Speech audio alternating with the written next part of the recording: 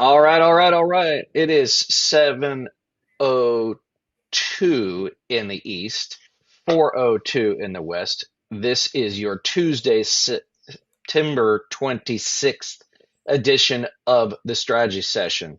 I am Reed Galen from a hotel room, so my tech is all sorts of wacky. If I lose, I'll come back up. But I want to welcome Joe Trippy and Rick Wilson. Hey guys. Hey guys. All right, guys. So let's start let's start with some good news.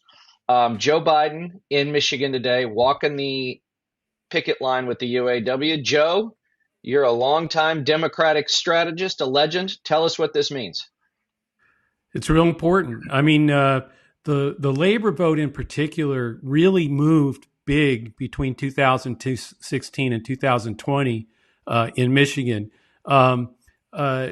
Trump did much better in 2016, and then Biden came back and got 67% of the union vote in that state. Right. And when you that's that whole difference between Hillary losing it and then Biden winning it by over 100,000 votes. So it's a big swing. That's where the difference, the real difference, came in Michigan. And I think again, I think that's why they had Trump go out there in the first place, because they know those are the votes he has to get back. And I think Biden today just snuffed that out. I mean, he proved one more time that he is the most pro-union president and pro-worker. I think that's what they were really the fight was really about. And I think again, Trump and I think having the president of the UAW with him, that's a strong signal, I think, to the membership about where they should be and who's on their side. So I think it was a big day for Biden. And Rick, because it was a big day for the president, we won't cover it, right? That's the basic rule. Is tonight they will cover. You'll see more on the cable news tonight about the ongoing complaints that Joe Biden is too old or whatever. And then they say, why can't he get more popular? Why can't he raise his positives? Why don't his faves go up? Well, because the coverage cycle has got such a bad set of incentives that we end up with a great day for the president today, getting lost in the shuffle. And look, some of it's not their fault in the media. Some of it is just that there's so much else happening right now, including Trump basically getting the worst financial news he could have gotten today in the fraud case in New York.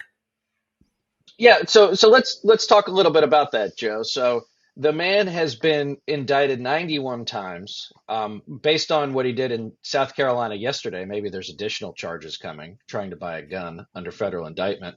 And then, he's been found guilty of sexual assault. And now he is saying he's inflated his wealth, which I think anybody who's been paying attention already knows. So should we start calling him Poor Donald? Yeah, I mean, the judge basically threw every defense he had out. So we're now in the situation where the only thing that will be decided is how big the penalty is. And they're asking for, I think, for $250 million, from him to have to pay. He'd have to start selling buildings with his name on it to make that happen. Now, of course, right away they're going to appeal, and they already announced that. But still, this is like a big hit, and it's like there is no question about the fraud. I mean, the judge ruled in every way, affirmatively that there was major fraud here, right, and that those defenses all failed. I actually think that the judge said something about they were fantasy, that the defense was coming from a fantasy world. Yeah. Which is a lot of the defense of Trump right now. But I think this one is going to cost them, and it's going to cost them big. They'll appeal it, but in the end, like I said, I really do think he's going to have to sell buildings to pay this one down. It's a civil case, and I think those the penalties are going to be massive. Rick? Well, Joe's point, Reed, is really important. Donald Trump, once again, has been proven to not be the image he plays on TV. They've proven now that the entire crapulous Trump organization is a fraud. It's a scam. It's an ongoing criminal enterprise. Tax fraud, wire fraud, bank fraud, insurance fraud. It's the whole package. And the greatest part of this is they said very clearly, you can't give this to your kids or anybody else who works for you. It's going into receivership. And for $250 million in those properties in New York, they're either going to sell 40 Wall Street or they're going to sell Trump Tower out from under him. And nothing will make Trump more insane than losing Trump Tower. He will set himself on fire. What I know about this, though, Rick, is that the Saudis will give him another $1 billion or the Emiratis will give him $1 billion, right? It's not like this is an unusual position for the Trump organization or the Kushner organization. In the world that will lend to him ever again. But to give you an idea of the fraud, Mar-a-Lago was assessed at worth of 27 million. He claimed that it was 600 million. Right. It was valued at 600 million to get the lower rates and everything on massive loans. I mean, so now think about that. Mar-a-Lago's 27 million, and you got to go raise 250 million to pay this. So all his overvalued properties probably don't even equal up to that. I mean, maybe Trump Tower does, but that's why Trump Tower is going to get sold out from under him. I think Rick's exactly right. It's because, I mean, the amount of fraud that has been exposed here is just mind-boggling. Even me in my wildest dreams, you value something at 20, it's really 27. You claim it's worth 100, but no, only Donald Trump would go to 600 million, and he did it on all of them. It's just amazing. It's amazing. It is truly amazing. I don't know anything about this, guys. Who makes these valuations? Like, how does that work? I mean, I assume it has to be somebody who comes out and looks at the thing. Like, if you're trying just to sell your house. Well, right? in Trump's case, they internally assess values in their loan applications. Now, a lot of those things were just taken as sort of face value because their argument was Trump's properties are so complex and they're so outside the normal bounds of what an investment would look like, that you're not adding in the Trump factor of these investments. All of it was a farrago of lies and horseshit. I mean, from top to bottom. Yeah, no. I mean, Trump's golf course is the only golf courses in the world, right? There are similar buildings in Manhattan, right? Better ones, yeah. Well, no, but Trump Tower, you know what the fraud was there? They the filed square footage. That it was 3 times the size of Trump Tower was 3 times the size that it really is. That's how they got that. So who at any of these banks was there anybody looking at this stuff, or no? They just filed the pay. It's pretty. But the level of fraud, I don't know who else was involved in it, but the level of fraud is mind-boggling. That you think you could claim Trump Tower was 3 times. And by the way, he did get away with it. He got away with that. He got away with Mar-a-Lago being 27, but claiming it was 600 million. And until now, because Rick and the tax fraud part of it came in. When it came time to pay property taxes, he says Mar-a-Lago is worth $9 million or 22, whatever it is. Yeah, exactly. So basically, Rick, the idea here is that he wants it both ways, which is for Mar-a-Lago, he wants to value it at 600 million. So basically he can borrow against it, right? For very favorable rates. Right. But then when the time comes, he uses the money he borrowed it against it to pay almost no taxes. That's about right. Yes. Yeah. Yeah. I mean, it is just as obscene and stupid as it sounds. It's just as criminal and scummy and fraudulent as it sounds. And that's why the judge threw it all out. That's why. Let's switch gears. Let's use the expressions obscene and stupid, but let's switch gears to American politics. So there's a guy named Dean Phillips. He's a Democratic member of Congress from Minnesota. And he has been flirting with running against Joe Biden in the Democratic primary for president. Yep. I think he gets a lot of attention for this. He probably gets a lot of donor love for this. He gets a lot of invitations to cable news and Sunday shows, Joe. So tell us, one, your experience with this. And then two, I've got a trivia question for anybody who wants to know the last time a member of the U.S. House was elected president of the United States. Yeah, well, no, look, my experience was going to work for Senator Edward Kennedy in 1979 to challenge the sitting president of the United States, Jimmy Carter. The massive divide in the party that happened, and it was an ugly, ugly fight. I mean, they wouldn't even shake. Ted Kennedy wouldn't even shake his hand at the convention. I mean, they wouldn't. None of that stuff happened. But it was a wipeout. And I don't know whether Carter could have won anyway. But it's not just that time. And we've talked about this before. It's when Reagan challenged Gerald Ford. That's what got Carter elected. Sure. The divide in the party then. Even Dole and Bush, I mean, it ends up not working well when you have when you have those kind of fights in a party. And this one, I mean, look, he's got every right to run if he wants to, and maybe this time would be different. But I think most people think that it would just be at a time when Trump is the threat. There's a lot of things like that normally wouldn't bother anybody. Even no labels if we were in normal times, wouldn't bother anybody. But for no labels to be doing this, for Robert Kennedy Jr. to be running against Biden, for this guy to be talking about this. By the way, same thing. If Manchin and these guys, and we've said this before, if you're going to do this stuff, then get the hell in. I mean, if if Joe Manchin's going to do this, primary him. Let's let's at least do it, but don't from the sidelines keep nicking and doing damage. Well, Rick, as my dad used to say to me when I was in high school, just because I can do something doesn't mean I should. Right. And that seems to fall into the Phillips bucket. Also, no labels. But let's talk a little bit about why even now at this late date, we're almost to October, right? We're 4 months away from the first primary for the Democrats. Why can't they just get their act together and say, this is a sitting president. This is someone who has done everything asked of him, a man who's met his moment, and yet still the hand wringing and the gnashing of teeth, the tearing of garments.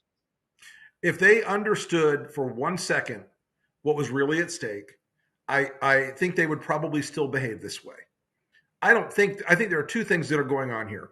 One is this imaginary world that a lot of wealthy people and politically connected people in DC live in, which is, something weird could happen. Some externality could occur. Something could happen. Lightning could strike, and suddenly this bank shot leads to that bank shot, leads to that bank shot, leads to the ball going in the pocket. Life and politics does not work that way, as we all know.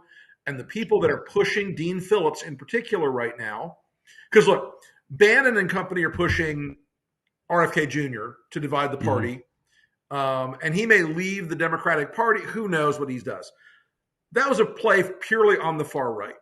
Dean Phillips is being encouraged by a group of people who are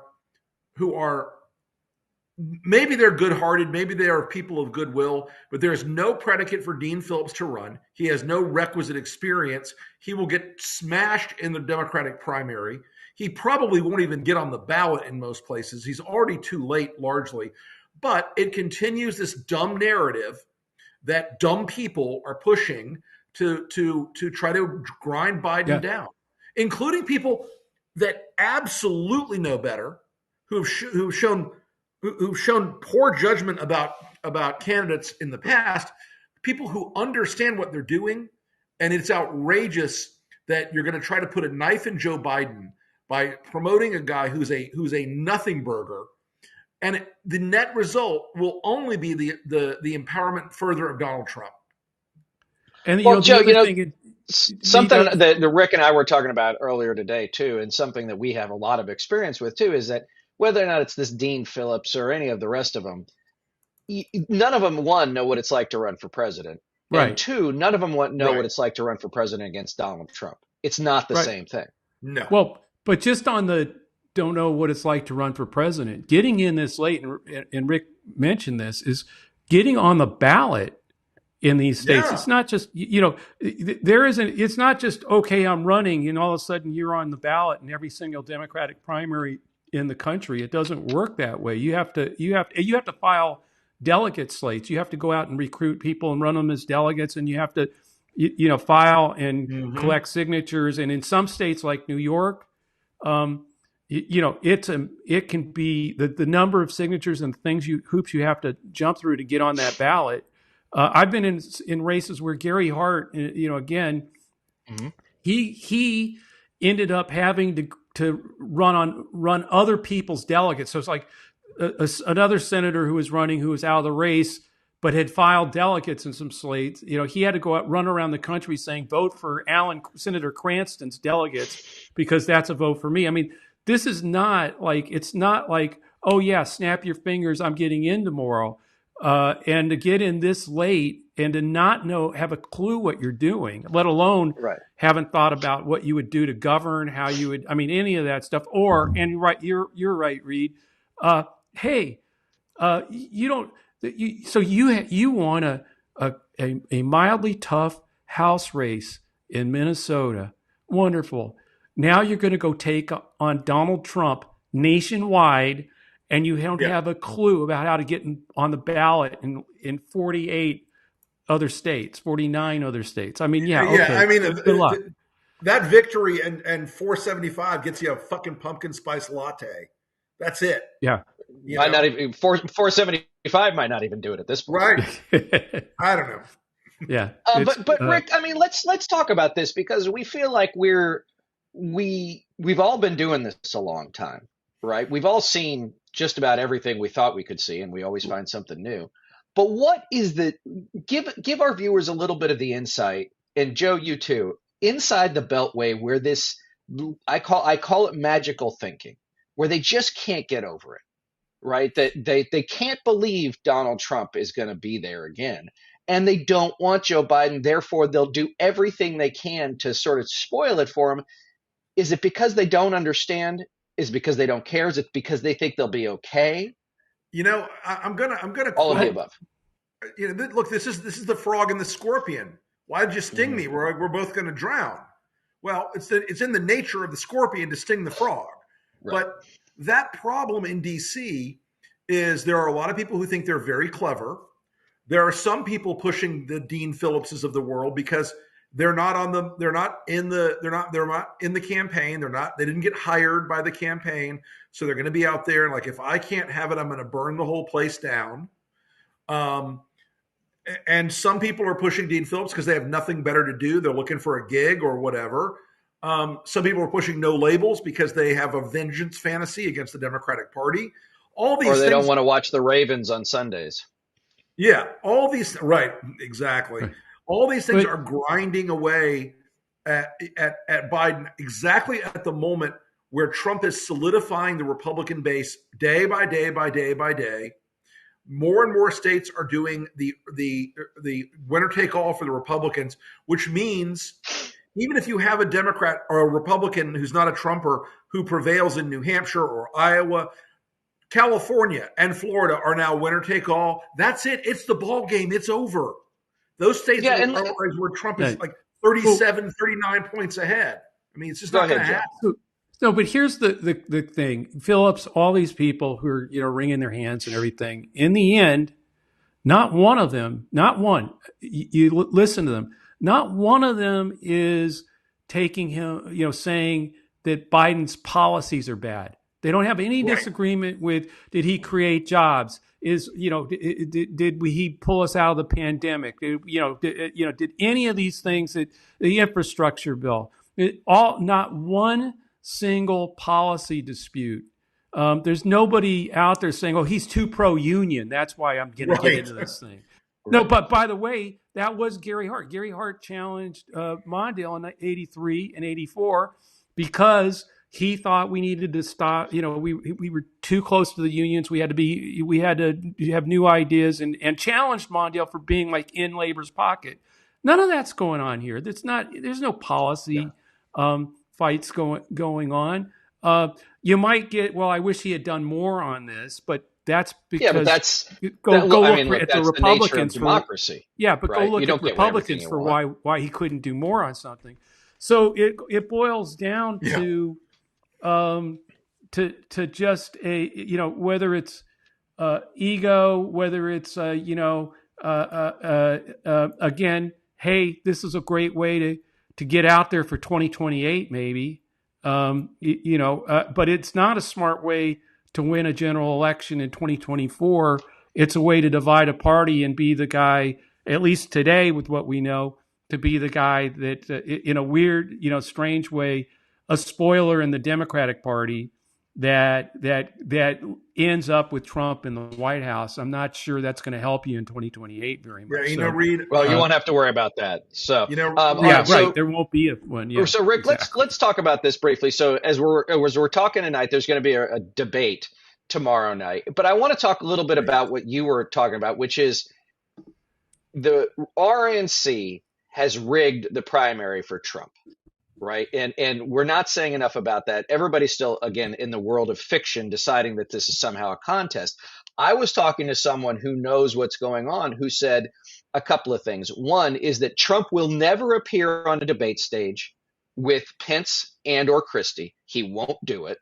Nope. Second, it's no mistake that the first three debates are in Wisconsin, California, and Florida, even though those states don't occur till later. Right. And lastly, at some point, probably after the Miami debate in early November, the RNC will jack the requirements for debate stage so high that it will peel off just about anybody else that Trump might be worried about. My understanding is they're going to say that unless you're polling at 20% or above for the last debate, you're not on the stage. That's it. It's over. Nobody's on the stage. Yeah. At that point. Yep. They get it. They know what they're doing. And again, folks, what's happened here is in the States, this is some technical and mechanical, the scene in The Godfather where he goes, I'm going to speak Italian for a minute. We're going to speak Republican for a minute. In the States, the Republican parties, encouraged by the Trump folks, have gone out and rewritten their bylaws in the States. If the state was not a winner-take-all, it is now. It now advantages Trump in all these places where they've basically set the bar so high that even if he wins, if it's 40% Trump and 34%, 60% everybody else. Right. Trump still wins all the delegates in the state. The fix is very much in. Nobody else wins this race except Donald Trump. And this is the fundamental thing, Reed and Joe, that I keep beating on people about. And so I'm going to keep beating on people about it until they finally wake up and realize what the hell's going on. Donald Trump will be the nominee of the Republican Party. Proceed accordingly. And if the Republicans haven't taught you this yet, folks who are watching tonight and who watch this later, even the ones right now go, I don't like Trump. I'm not going to. Every one of them will bend the goddamn knee. Every single one of them will be there saying that Joe Biden's going to send us all into communist work camps. They'll make up whatever bullshit they have to make up to make themselves feel better. They are liars and they are weak men and weak women, and they will absolutely stack this thing for Trump. And if you don't believe they're all going to be behind him, I've got several bridges to sell you. And Democrats need to adopt the same exact philosophy. Get behind Joe Biden. Back him 100%. Anybody who's talking shit about it should be called on the carpet. Hakeem Jeffries should call Phillips in right now and say, listen, motherfucker, here's how it's going to be. You're either going to shut your fucking mouth or you're off every committee. You're out of here. We're done. I mean, hardball politics is real, but Democrats suck at it. Why do they suck at it? I don't know. But if Chuck Schumer hasn't figured out that like a guy like Menendez needs to go and they're slow walking it, this is a sign of weakness. Don't show weakness, show unity. Anyway, so endeth the lesson. So here endeth the lesson. All right. So Joe, we're coming up on a half an hour. What is it that you're looking at out there that I think our folks should take a look at? I'm still I'm still waiting to see whether McCarthy and what the hell happens with the shutdown. Me It's going too. to get shut down. We know that. I guess he may be, as we speak, about Doing a to press do a press conference, yeah. conference. But I mean, I think that is again another thing that the backlash from whatever failure he's going to have, because there's going to be a failure, I think, is going to be fascinating to see how it plays out. And the backlash from that, again, I think, is exposing the crazy in the MAGA controlled House and the danger of the MAGA controlled House to this country and Trump. And so I want to see how that's not only how it's covered, but how he possibly gets out of this with putting the country above his Right. own ass, which he's just not likely to do. So, All right, Rick, how about you? Well, Joe's right. I'm very much watching the shutdown. I am also watching the culture war play out in a way that the Republican Party has well and truly, to use a technical political term we use in polling and political science research, stepped on their dick. They're fighting with Taylor Swift, one of the most important cultural forces in America, by an order of magnitude.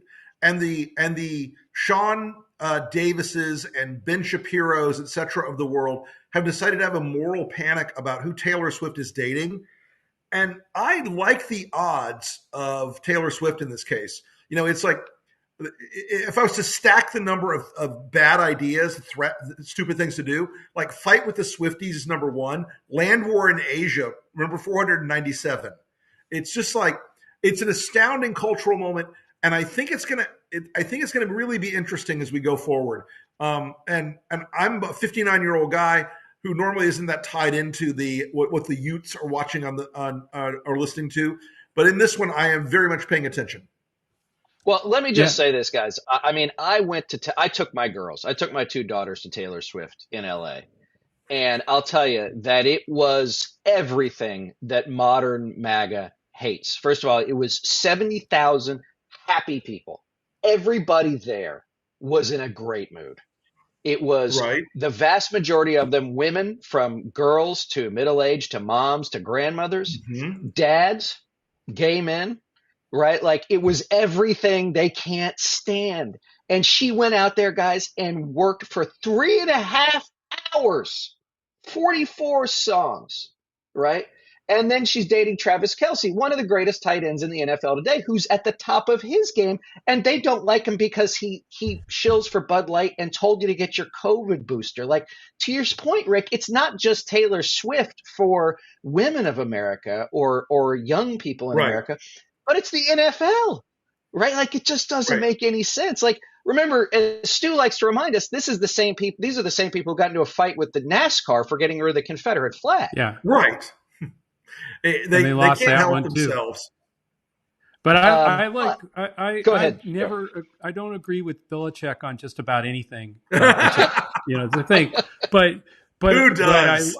but I loved his thing that Kelsey. He's made a lot of incredible catches in his life, but in his career. But this has been by far the But Taylor biggest might be catch. it. Right. Yeah, yeah. So it's cool. It's all Well, good. let me say this.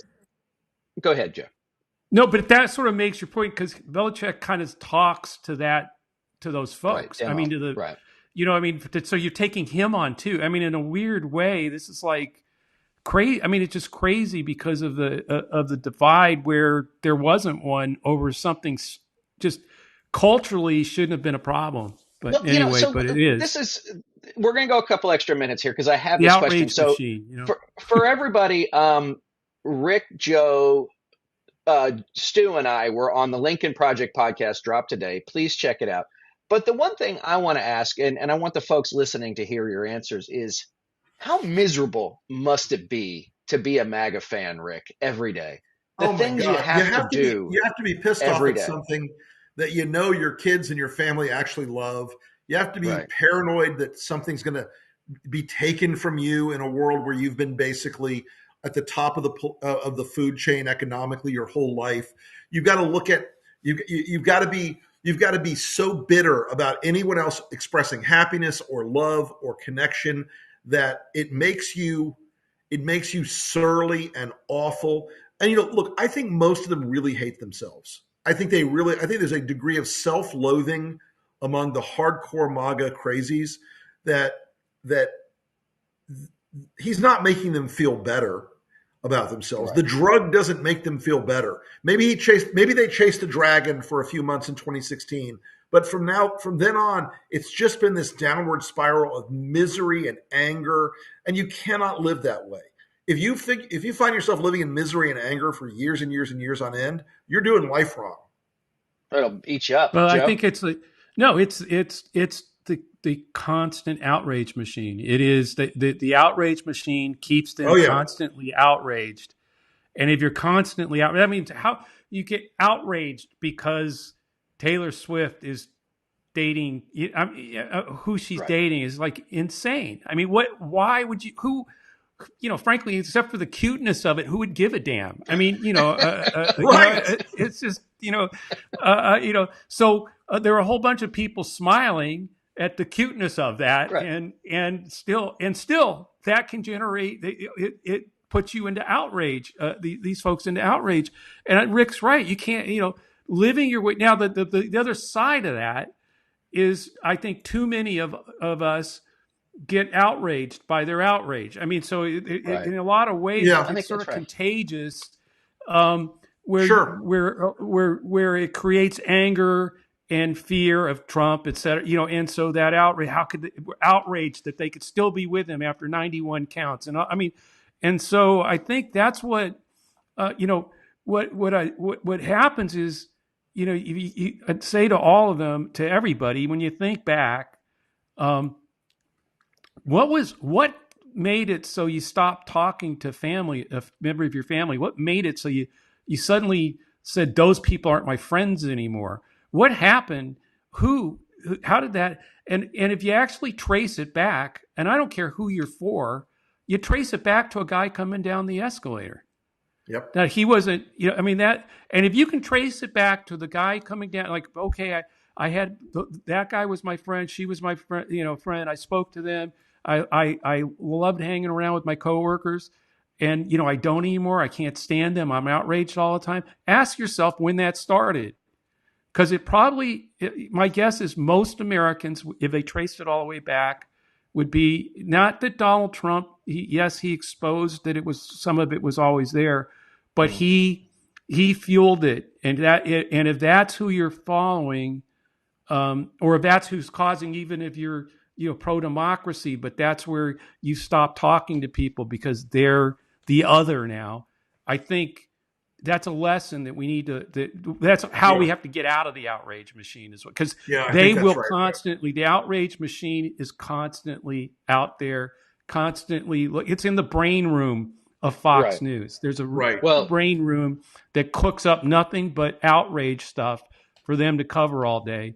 And then Breitbart and everybody, and then the machine gins it up and keeps them in this fear, anger, outrage, and that's what's driving this, and that's how So I don't know. It's maybe I'm being too philosophical, but I do believe. No, listen, I think you're right, and let's a good antidote to that is to both illustrate it, understand it, and be happy warriors. But I do want to say this, and I want to brag on Rick for a second. If you have not, listen to Rick's conversation with Scott Galloway. It is 42 of the best minutes of podcasting I have heard all year.